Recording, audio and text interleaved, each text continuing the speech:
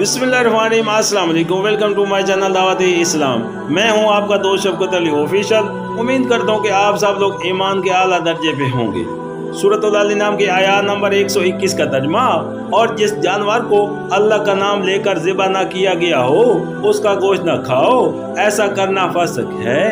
शयातीन अपने साथियों के दिलों में शकों को एतराज़ात हल्का करते हैं ताकि वो तुमसे झगड़ा करें, लेकिन अगर तुमने उनकी एताअत कबूल कर ली तो यकीनन तुम मुशरिक हो।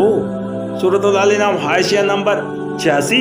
हजरत अब्दुल्ला बिन अब्बास रज़ियल्लाहु अन्हु की रिवायत है कि उलमा यहूद जाहिल अरब को नबी करीम सल्लल्लाहु अलैहि वसल्लम पर एतराज़ करने के लिए जो सवालात सिखाया करते थे, उनमें से एक सवाल ये भी था कि आखिर ये क्या मामला है कि जिसे खुदा मारे वो तो हराम हो और जिसे हम मारे वो हलाल हो जाए।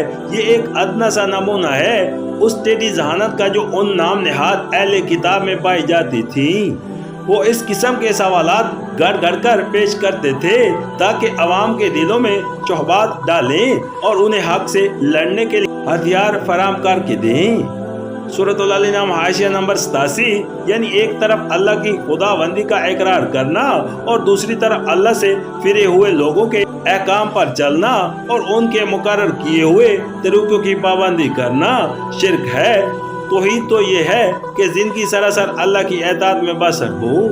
अल्लाह ताला के साथ अगर दूसरों को इक़्तिदादन मुस्तकिल बल लज़्ज़त मता मान लिया जाए तो ये इक़्तिदादी शिर्क है।